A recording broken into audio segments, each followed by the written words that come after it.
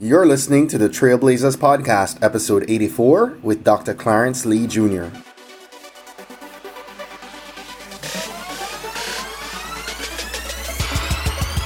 You're listening to the Trailblazers Podcast, where we will explore the stories of successful Black professionals. Join us as we highlight the knowledge, resources, and tools of these accomplished trailblazers to help provide the know-how, confidence, and motivation you need to blaze your trail. And now, here's your host, Stephen Hart.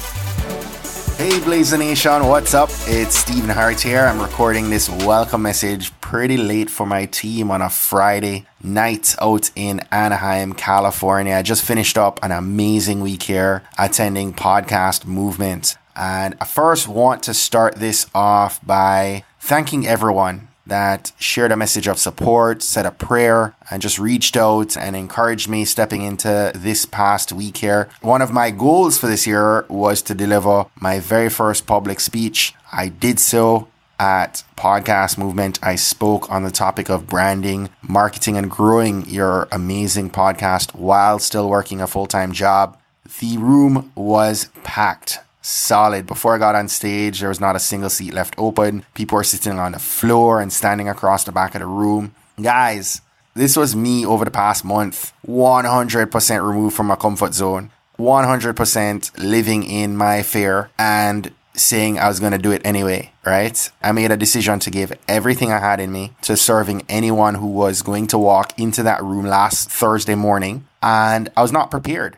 I was absolutely not prepared to end a presentation and have a line of people telling me that it was the best presentation they'd heard at the conference. But that happened, and it happened not once or twice, but several times from the point I ended my presentation, my talk, to the end of the conference. And I'm humbled. I'm truly humbled. I had to fight back tears several times over since Thursday, just knowing that I gave something. I gave my all to serving this audience, and despite knowing that I was seriously fearful that I was going to bomb. I was seriously fearful of things that weren't real, right? But I made a decision. I was going to do it anyway. I was going to eat that fear for breakfast on Thursday morning and step up on stage. And thank you to my other podcast friends, Amy J of the Chasing Dream podcast, and Karen Reed of Carry On Friends, and Donald Kelly of the Sales Evangelist podcast, and so many other people. Listen, the Pods in Color community was out and repped and supported me. And, I just appreciate Podcast Movement for showing me love and giving me an opportunity to stand on their stage and to deliver my first talk. And so many people didn't believe that, it was my first time speaking on a stage, and were just encouraged by the content, and that just filled my heart and still does in a big way. So I appreciate everyone who was in attendance, and definitely there's going to be so much more to share on that topic. I just can't do it justice in this welcome message. Just wanted to share the excitement with you guys and let you know to expect a solo show really soon, where I can talk about the lessons that I learned through this entire experience, and also to share with you what I've got cooking. I have some things that are coming down pretty soon, and really excited to share that out with you and have you help me out with seeing that come to reality and realizing yet another goal on that vision board. So let's talk about our featured guest for today, guys. We are talking today. I had a conversation with Dr. Clarence Lee Jr. He is a nationally celebrated author and international speaker. He's a business owner. He runs a personal development brand that conducts seminars on high performance and mental conditioning for teams, organizations, and students. Amazing that he has degrees in medicine and an MBA, as well as being a decorated war veteran who served in the United States Air Force for 10 years with several assignments, the last of which being a flight surgeon, where he was treating aviators and flying the T-38 and U-2 airframes at Beale Air Force Base. And he's an author, as I mentioned before. His newest book, Persist, How to Beat the Things That Make Us Quit, is going to be released this fall.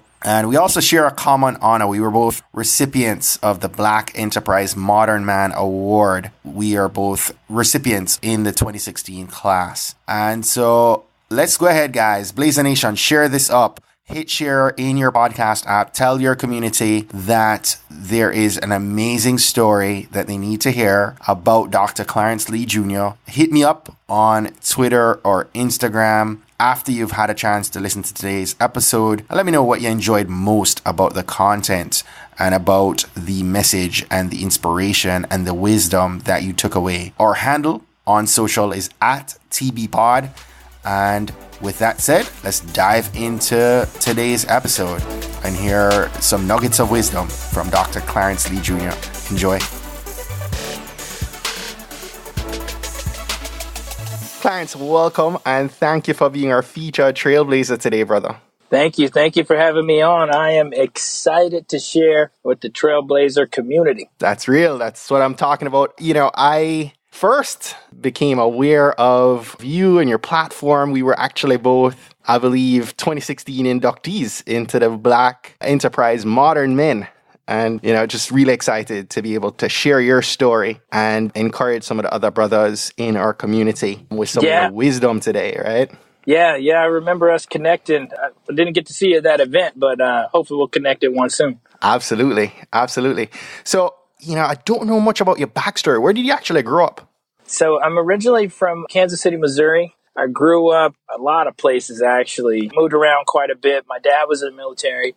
And then we moved, once my parents divorced, we moved every couple of years. Either it'd be from job or my mom remarried. So moved around quite a bit, was always the new kid. Mm-hmm. But, I enjoyed that and learned and was influenced by every part of the country that I lived in, but mostly the Midwest and the South.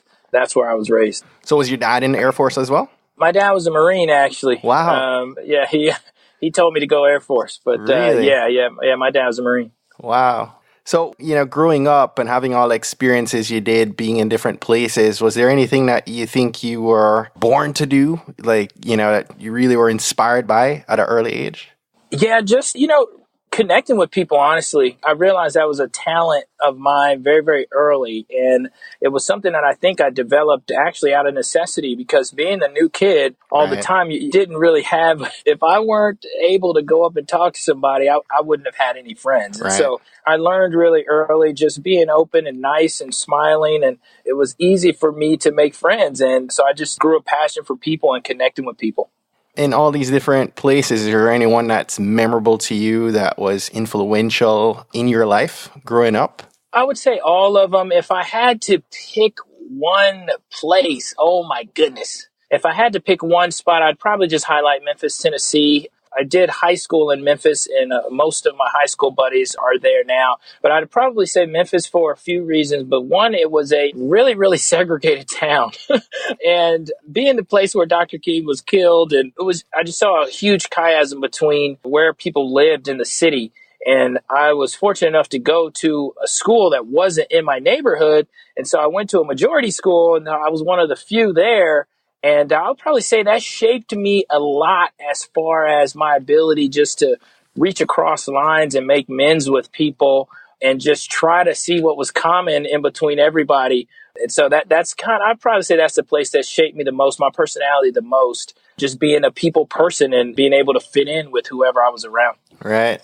So you've worn so many different hats, and I'm curious to know why medicine. What brought you in that direction?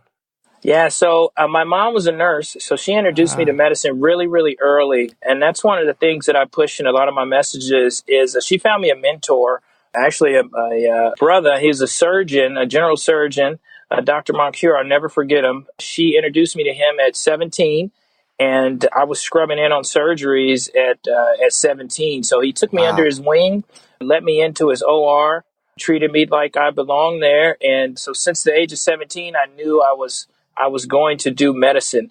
And a big part of that is because I actually saw people that looked like me doing the very thing that I wanted to do. Love that. So you also did an MBA, which came first? The MD came first. So I went through medicine. I'll tell you how I got to the MBA piece. I went through medical school, started my surgery training. I realized that lifestyle was probably the most important thing to me, opposed to being the king surgeon in the operating room. So I pulled out of general surgery training and went to the School of Aerospace Medicine, and that's how I did the flight surgeon thing with the Air Force. Got it. But when business school came in, as I started to practice medicine, I realized that I didn't know how to run a hospital. And I felt like something was kind of wrong with that. I mean, I'm a doctor, and the Right. structure that the physician works in is a hospital, but I had no idea how to run a hospital, how a hospital runs, regulations, budgets, how the money came. I knew nothing. Medical school is really good at teaching you not to kill people, which is good. Yes. But they don't really teach anything about the business, the entity that you work within. And so I Mm. realized that. I said, hey, the CEO is really the man. He's got 5,000 doctors working for him. In academia, the MD is the man. When you're in training, the doctor's the guru guy. He's the head. But when you get out in the real world, you're an employee of a large institution, and the business is running it. Yes. So, and I realized I wanted to learn about business, and I figured an MBA would be a good place to start. Now, looking back, are you happy that you did that? Absolutely. I'm happy. I look at all things as a journey, honestly, and I still practice medicine now. I practice medicine part-time. You do? I do. I was curious about that. Yeah, I do occupational medicine. So it's as corporate as medicine gets.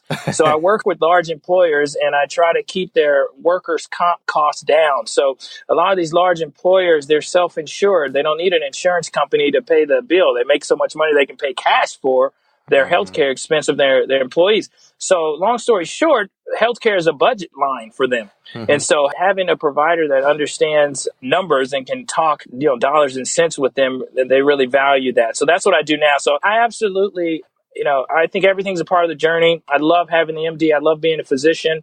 I love the platform that it brings. Honestly, it has opened a ton of doors for me being a physician. Is the MBA something that you would recommend to new doctors coming in? At some point, maybe not directly out of med school, but at some point they should pursue that knowledge to help them prepare to maybe run their own practice at some point? Absolutely. If you're starting from scratch. So I had no business experience at all. So I was not starting from any sort of footing in the business world. Right. So I would say an MBA is extremely valuable for you. If you are starting from scratch, you don't know anything. And so I would definitely go the MBA route. Now within MBAs, there's kind of a rank structure. So if you do have some sort of business, acumen, and you're looking to get the next stage up, I mean, there's specific business schools where your network is going to be a lot, worth a lot more than the MBA, curriculum that you're going to get. But the network you're going to get access to is also valuable. So that's something I would consider, especially for physicians. If you're thinking about doing business, think about that network. You're going to get a network of business-minded people as well. So sometimes it's the education and the network. Right. So I mentioned at the top of the episode, you're also an author, and you authored a new book, which I believe is your second. It's coming out soon, right? And it's titled Persist, How to Beat the Things That Make Us Quit. When is that actually slated for release? So September 1st is going to be coming out. So I've been doing a huge pre-order launch campaign right now. And, I'll tell you how I got to that. And I didn't really come from a lot. So my parents divorced when I was really small. It was just my mom just kind of guiding me through life. And it didn't really come from a lot. When my parents were married, my mom didn't work. And it was kind of he was a breadwinner. And when he left, everything left with it. So, there were times we lost our house, didn't have lights, water, all those things. So I went through that growing up. And so thank God I had my mom, and I talked about how she influenced me, but there were other influences in my life as well. The neighborhood where I was, who the kings were in that world. And so me going into medicine was really a big stretch for me. It was something that, people close to me, no one in my family had a 4-year degree. No one in my family had been into medicine. And it was really hard for me to get into medical school. So it took me 5 years to get into medical school. I applied to medical school over 500 times. Every medical school that I could possibly, You applied 500 times? Yeah. Every medical school I could apply to for 5 years. There's over 100 in the U.S. And so I applied and kept applying. And for me, persistence is the absolute number one key for success. And if I did not teach myself how to keep going when things did not go well, if I did not figure out how to do that, I would have folded a long, long time ago, man. And so for me, everything that I've been able to do has been based in one very simple principle, and that is not giving up. And so this idea of persistence and resilience and grit, I think is a hugely missed thing in the marketplace now, or missed in understanding how important it is. So what's your aim for this book? My aim is really just to have a practical guide for people to really analyze and look at things that have made them turn away from their vision for their life. What excuse did you give yourself, or how did you convince yourself that it was time to quit on your dream? And so I kind of, as I was doing research for the book, I just kind of had conversations with tons of people, just talking about, a lot of people in my family, a lot of people that I came across. I'm a talker. I like talking to people. And I just kind of gathered, a top 10 list of the excuses that I heard people, tell me after they told me what they were passionate about and what they really wanted to do. Then typically there came an excuse, or there came a reason of why they weren't living that dream. And so this book, I'm just going through practically the top 10 things, the top 10 excuses that I heard as I was doing my research of what ended up making people quit. And I'm debunking them, man. I'm just going through every chapter, first of all, giving counter logic. And then second, bringing in some of the research and putting exercises in there so people can outgrow those excuses. So what are some of these excuses? Let's maybe talk about that a bit. So I got top 10, but there are things like I'm scared. I'm scared is probably one of the biggest ones. Fear keeps a lot of people in their boxes. Absolutely. So I talk about how to beat fear. I'm scared. It's not the right timing. I don't have enough time. I don't know how. I tried already and it didn't work. I'm comfortable. I got a comfortable life, man. Why am I going to risk all this and go after this quote unquote dream that's not guaranteed? I'm comfortable. Timing, I'm too old, I'm too young. People say, well, I missed my time, or I'm too old now. I can't do it now. So those are some of the top excuses that I go through in the book. Wow. So walk us through a process, right? For maybe creating a mindset where we're able to persist and beat those things that, as you said, make us quit. So the first thing that's coming to my mind is, since we're talking about failure, because I already kind of talked about how I failed a bunch, and this is how you build a mindset around failure. Because a lot of people, you try something and you fail. The first thing that some people do is they will say that failure is them. I'm the failure. And so one of the mental mind state shifts that I did was I would objectify the outcome in myself. So I would separate myself from the outcome. Yes. So if my application failed, that admissions committee, they didn't know me. They had never met me. I don't even think they saw a picture of me. They did not know who I was. All they knew was that application. And that application I could change. And so every time I failed at something, I looked and I said, how can I make this situation better? How can I improve? How can I gather information, reapply, right? Change that application and change what they saw, right? So they can make a different decision based on a different application. And so for me, it was a number of things to get into medical school. I mean, it was GPA, it was changing my extracurriculars, it was going back and taking classes, it was personal statement, it was even calling some schools, so I looked at failure as something that I could learn from and something that I could adjust and try again, try a different strategy to get a different result. So that's just one of the ways that I teach when it say, I failed and I tried and that's the excuse that you told yourself, well, I gave it a good shot. I would say, well, how can you make that good shot a better shot and try again? So instead of looking at it a final or end outcome, you're more so looking at it as a lesson. What did you learn and how can you optimize and step forward from there? Love that. I'm wondering and we all are afraid, right? We all have fears. It's not that the fear goes away. It's that we learn how to step into it, right? And allow ourselves to get out of the comfort zone and deal with it. Do you yourself, as I said, we all have it. Do you still have fears right now? What keeps you up at night? Absolutely. So, for me, just not living up to my potential is probably what I would say worries me the most. And so everybody's multi-talented. I think one of the mindsets in society today is that you're just supposed to do one thing. Or what do you do? People ask you, what do you do? Like, I just say I'm Jamaican and I do 10 things. And so, but a lot of people, they're not comfortable doing many things. And it's not like, you dabble here and don't really get success in one area. But my thing is, when I tell people all the time, they go, wow, aren't you a doctor? Why are you doing all this other stuff? And I'm like, okay, listen, the doctor is just one thing that I do. I do that well. but I also have other interests that I want to do in life. So here's the idea with fear.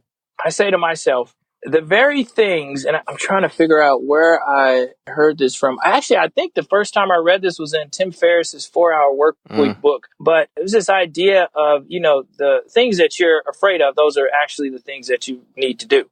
Yes. And so I love that. And so when I started to adapt that into my life, going after the very things that I was fearful of, I realized that my fear box then got bigger. Because if I was just afraid to say, I don't know, have a conversation with somebody or have somebody tell me no if I'm pitching myself for a speaker or something, and I was afraid of that, then I could never go and have that conversation and I could never grow my speaking business.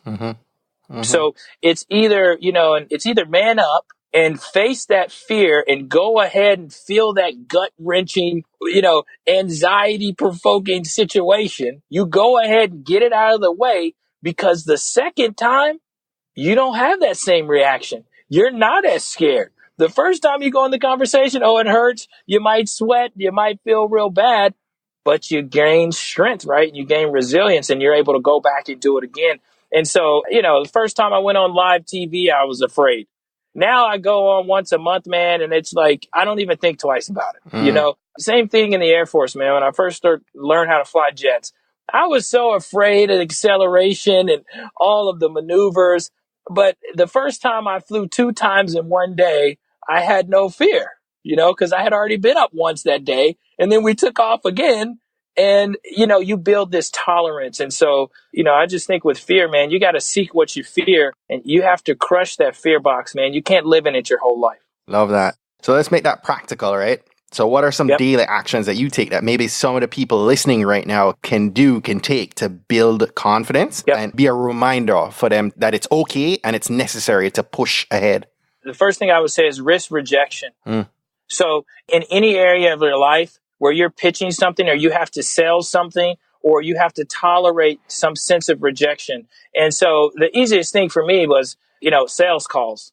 So selling, I'd probably say, would be the best way. One of the easiest practical ways to build resilience is just to go and try to sell something and take no's from people, right? Because you take the no, you take the no, you take the no, you take the no, and you get better and better and better at your pitch. So the practical thing I would do is say, if you're trying to grow a business, pick up the phone, start making some sales calls. If you want to start a business and you don't know how to grow your business, start offering your services to people.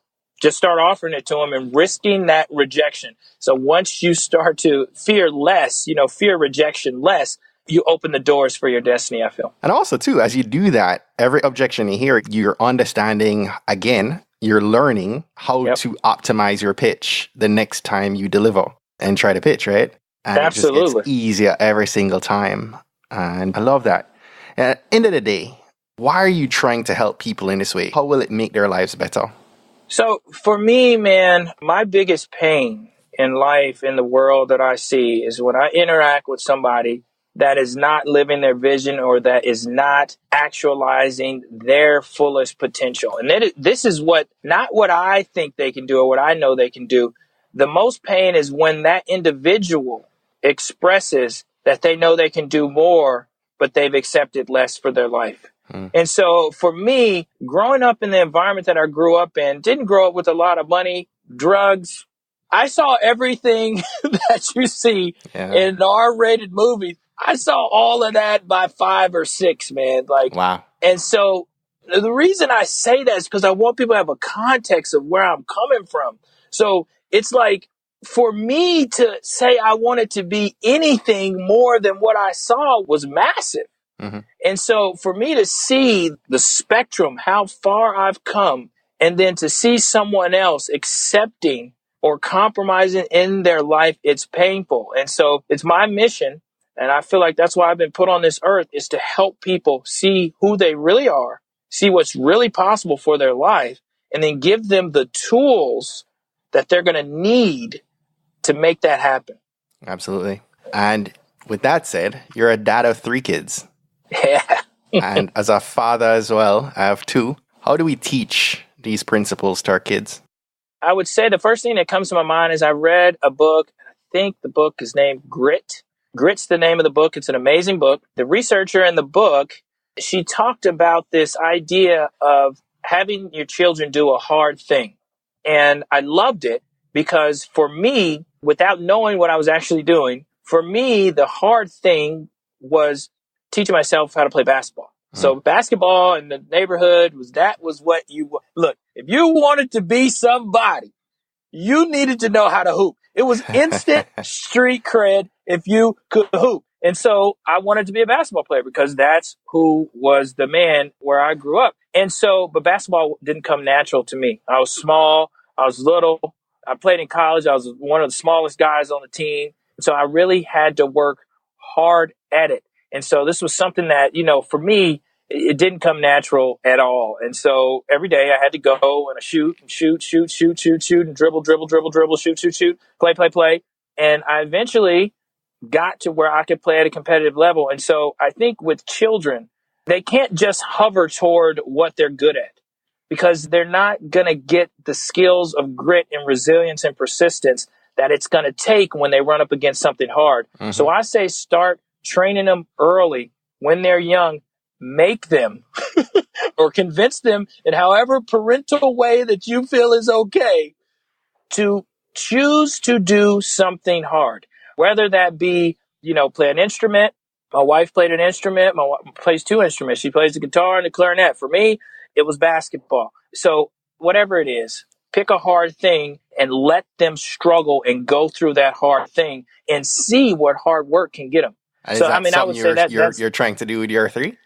Absolutely. So my daughter, my 11-year-old, she's a dancer. She loves all types of dance, jazz, tap, ballet, hip hop. She's in everything. She's on a traveling team. She's really, really good. But one of the things that is the kind of the best for a dancer is kind of the foundations of ballet. When ballet is it's extremely hard. And so she does not like doing ballet, but she has to do that as a discipline.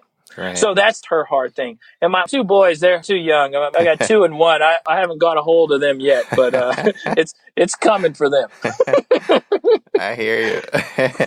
This is your second book, and I wanted to pick your brain from a marketing side. What do you think is going to be the best platform for you to be able to promote this new book? Honestly, I'm trying everything. If it's from podcast interviews to, blogging about the contents of the book, to speaking. Speaking is one of the biggest money makers in my business right now is going out and sharing this message about persistence and teaching people about resilience. But, I honestly, I don't know what's going to be the thing that makes it, Tips. The hit. Right. But I think the message, for authors that are out there, what I learned from my first book was just understanding that the messaging has to be clear on the title, what the subtitle is. People have to know what the book's about. It has to be, simple enough for an average person to pick it up and say, oh, I get this book. I understand why I should read this book. Right. And so the reason why I went about writing it this way is because I can almost guarantee you the majority of people are going to be able to relate to something in their life where they wanted to quit. Mm-hmm. So you touched on speaking. I'm a budding speaker and I have a couple of engagements later this year I'm preparing for now. Any advice or tips on how to go about preparing for that big speech?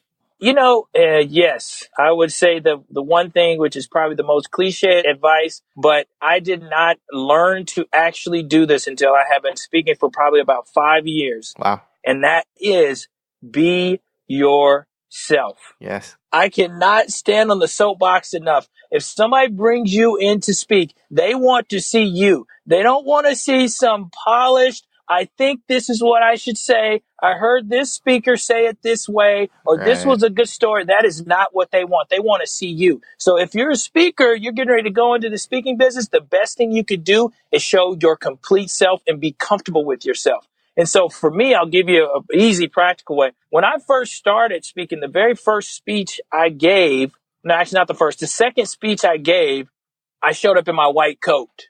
I was this Dr. Lee, surgery resident, and I am here to speak to you about what you can do with your life. Listen, dude, it was the worst talk I gave. Oh my gosh. The white coat was like suffocating me. I could not get out of the box that I was this doctor. I was representing the profession. And oh my gosh, if I did anything. So I never wore it again. And I dressed how I would normally dress because the MD was just one of the things, but I was the person, right? The MD was just one of the things that I brought to the table. So it was just one of my expertise. So honestly, dude, I would say work on being yourself, be comfortable, trust that yourself is enough because look, some people call it ebonics, but I use slang. Right. And at first I was not comfortable speaking the way that I would speak if I was having a normal conversation with somebody on the street or somebody in the hood, something I would be saying to them. I felt like I could not talk like that on stage because I thought it was going to in some way, hurt my credibility or something. And it's like, listen, man, I got the degrees. I've got the titles. I've got all this. They need to see you. You are enough. You are fine. Right. So, yeah, that would be what I would say to you, man. Just be unapologetically you when you get on that stage. That's right. Man, I could talk to you for like another half hour, brother. Yeah, I know we have to wrap up.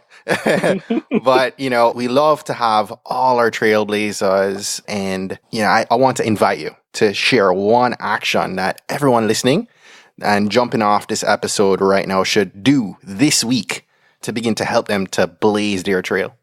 I would say I'm a real huge believer in visualization. And I would just encourage everybody to take the time out every single day. If you can do it in the morning, visualize your highest self, whatever that is to you, whether that be you making an impact in this specific community or you making this type of money or you interacting with this sort of crowd. Visualize your highest self, even when you don't believe it. I mean, the reason why I'm saying this is because the world, I feel like there's an epidemic. There's a lack of enthusiasm and motivation in the world. People, they're not real comfortable when people are excited about things. Like, man, why are you all excited? You got to be drunk or something to be like happy about life, And so I would just say, visualize your highest self. Do not compromise that vision. And that vision that you see, when you really give yourself the gift of seeing yourself at your highest self, that vision that you see is truly who you are. So believe that vision, give yourself that vision every single day and convince yourself that that is possible. And when anything comes in your way that is blocking or tells you that that is not possible, go back to that vision and always believe it. So I would say just make sure you envision your highest self every single day, no matter what. Clarence, loving this content, brethren. This is awesome. This is great stuff. Tell us how we can stay connected to you. I'll wrap up for today.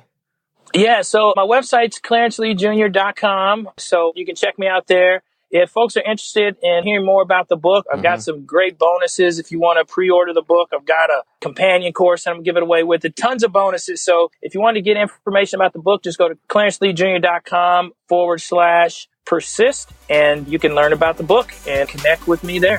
Fantastic. Clarence, thank you so very much, man. Lots of wisdom, lots of sound bites. As I'm listening to you talk today, I'm like, man, that's going to go on Instagram on a graphic. So, man, this was great, man. I appreciate the opportunity, and I love what you're doing with the podcast. I love all the intent about it. I love everything around it, man. So I'm going to do everything I can to support you, and just thanks for giving me the platform. Appreciate you, brother. Well, that's it for today. Thanks again for listening to this episode of the Trailblazers podcast. I'll be posting links to all of today's book recommendations and links mentioned on our show notes page at tbpod.com. If today was your first time listening to the Trailblazers podcast, I just want to extend a warm Trailblazers welcome to you. We're so happy to have you here, and we encourage you to go ahead and hit that subscribe button in your favorite podcast app. Go ahead and browse through some of our past episodes to keep the knowledge flowing. If you're a fan of the podcast and today's content, and you're maybe already subscribed to the podcast, please continue to share and invite your friends, your family, your colleagues to listen to an episode that you think might impact them most. We believe that someone listening to these inspiring stories will be moved to make significant changes that will have generational impact for many others, both now and well into the future. Don't miss next week's episode. New episodes are released each and every Monday by about 5 a.m. Eastern. Trailblazers, jump off this podcast today. Go find a way to rise above, go way beyond, and keep blazing your trail. Cheers.